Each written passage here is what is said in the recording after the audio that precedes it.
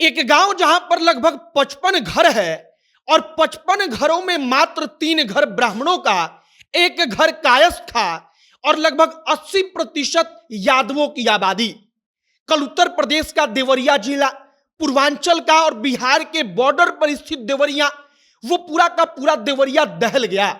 ऐसा दहला कि उससे सटा हुआ बिहार का इलाका और पूरा का पूरा पूर्वांचल कांप उठा। सोशल मीडिया पर लोग इसके बारे में लिखने लगे, मुख्यमंत्री इसके बारे में पल पल की रिपोर्ट लेने लगे। और देवरिया में होता क्या है, तो देवरिया में सबसे पहले एक यादव को खत्म किया जाता है ब्राह्मण परिवार के द्वारा, और इसके बाद प्रतिशोध में जब यादवों की भीड़ आती है तो एक ही ब्राह्मण परिवार के 5 लोगों को खत्म कर दिया गया। एक मासूम लगभग 8-9 साल का बच गया। वो गलती से बच गया क्योंकि उन लोगों ने सोचा था कि यह खत्म हो चुका है, लेकिन जिसको बचाने वाले भगवान होते हैं उसको कौन खत्म कर सकता है। वह बच्चा अभी गोरखपुर बीआरडी मेडिकल कॉलेज में भर्ती है।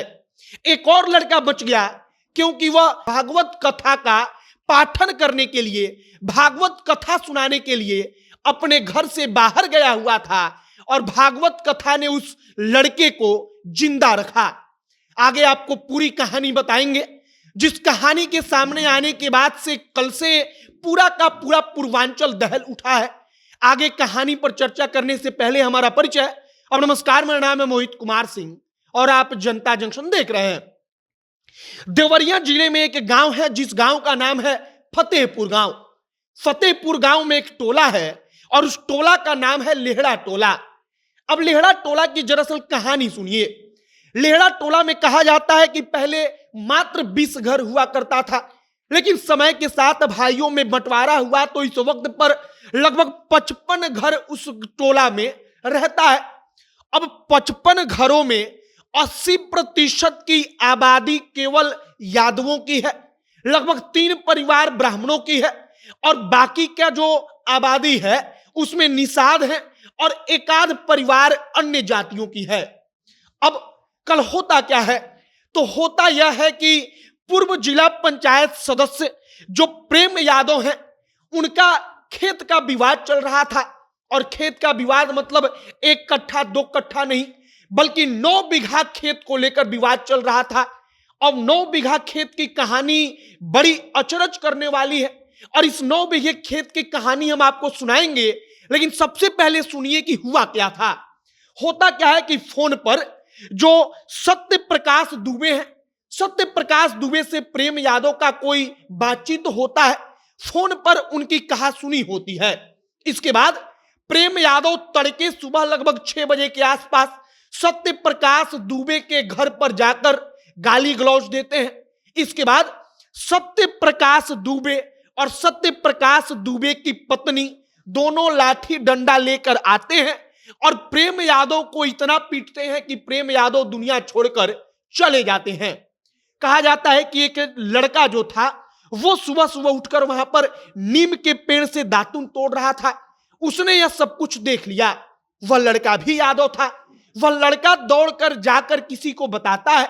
इसके बाद 2 यादव लड़के सत्य प्रकाश दुबे के घर पर जाते हैं और तब सत्य प्रकाश दुबे उन दोनों यादव लड़कों को वहां पर डांटते हैं, फटकारते हैं और वापस भगा देते हैं। तब तक खबर इन दोनों लड़कों ने जाकर गांव वालों को बताई और इसके बाद मामला पूरा का पूरा बन चुका था यादव बनाम ब्राह्मण का।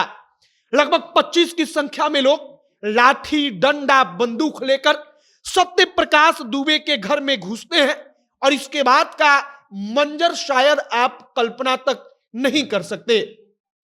उस घर में कोई 18 साल की लड़की थी, कोई 15-16 साल की लड़की थी, कोई 14-15 साल का लड़का था। और जब वहां पर भीड़ घुसती है तो सत्य प्रकाश दुबे को खत्म करती है। सत्य प्रकाश दुबे के बाद सत्य प्रकाश दुबे की पत्नी को खत्म किया जाता है। इसके बाद उसी परिवार के 3 और लड़के और लड़कियों को खत्म किया जाता है। एक और अनमोल नाम का मासूम लड़का जो उन लोगों की नजर में खत्म हो चुका था, लेकिन वह भगवान के आशीर्वाद से बच जाता है। इस वक्त पर उसका इलाज चल रहा है और जब यह खबर सामने आती है तब पूरे इलाके को तो छोड़ दीजिए, पूरा का पूरा पूर्वांचल दहल उठता है, क्योंकि एक ही गांव में दो अलग अलग जातियां और दोनों जातियों के अलग अलग परिवारों का मिलाकर कुल 6 लोग इस दुनिया से मिटा दिए गए थे। और सबसे हैरानी की बात कि एक ही परिवार के 5 सदस्य खत्म कर दिए गए थे। अब इसके बाद आगे की अब कार्रवाई हो रही है।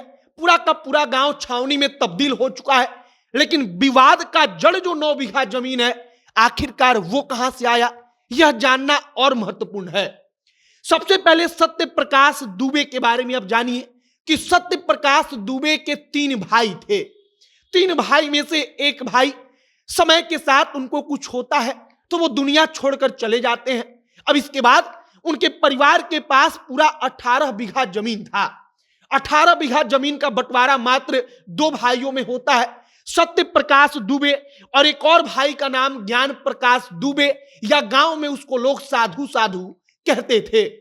अब 9 बीघा जमीन जो छोटा भाई और बड़े भाई के बीच बंटवारा होता है, और 9 बीघा जमीन जो साधु दुबे के पास जाता है, जिसका नाम ज्ञान प्रकाश दुबे है, वह अपना 9 बीघा जमीन प्रेम यादव को बैनामा कर देता है, प्रेम यादव को बेच देता है। अब यहीं से विवाद शुरू होता है। जो ज्ञान प्रकाश दुबे हैं वह कहते हैं कि उसका दिमाग ठीक नहीं है और इसका फायदा उठाकर प्रेम यादव ने जमीन लिखवाया है। इसको लेकर पंचायत होती है, काफी लंबे अरसे से इसको लेकर मतभेद चल रहा था। अब होता क्या है, आखिरी दिन कहा जाता है कि फोन पर बातचीत होती है। फोन पर कहा सुनी के बाद प्रेम यादव वहां पर जो सत्य प्रकाश दुबे हैं उनके परिवार के लोगों को आकर उनके घर पर आकर गाली देने लगते हैं, और इसके बाद प्रेम यादव को पति और पत्नी मिलकर खत्म करते हैं। और इसके बाद जब प्रतिशोध की भावना में जो पूरा का पूरा गांव की, हमने कहा कि 80% आबादी यादवों की है, तो उस वक्त पर मामला ब्राह्मण बनाम यादव का बना, और उसके बाद प्रतिशोध में एक ही परिवार के 5 सदस्यों को खत्म कर दिया गया।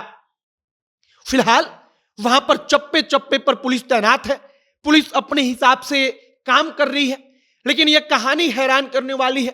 कहानी निकलकर यह भी आती है कि उस परिवार के एक बच्चे का जन्म 2 अक्टूबर को हुआ था, इसलिए उसको गांधी गांधी कहा जाता था, और उस बच्चे का जन्मदिन था। और उस परिवार का एक सदस्य, एक लड़का बलिया जिले में भागवत कथा कहने के लिए गया था, और भागवत कथा सुनाने के बाद उसने सोचा था कि अपने छोटे भाई के लिए हम उपहार लेकर आएंगे और उसका जन्मदिन मनाएंगे। जब वो उपहार खरीदकर घर पर पहुंचा तो उसकी आंखें फटी की फटी रह गई, और इसके बाद की सारी कहानी हमने आपको सुना दी है। अब आगे देखिए कि और क्या कुछ खबर और क्या कुछ कहानी निकलकर सामने आती है। जो भी अपडेट आएगा हम आप तक पहुंचाएंगे। आपकी क्या प्रतिक्रिया है कमेंट बॉक्स में लिखकर बताइएगा। कैमरे से विशाल खड़े हैं और मैं मोहित कुमार सिंह। बहुत बहुत धन्यवाद।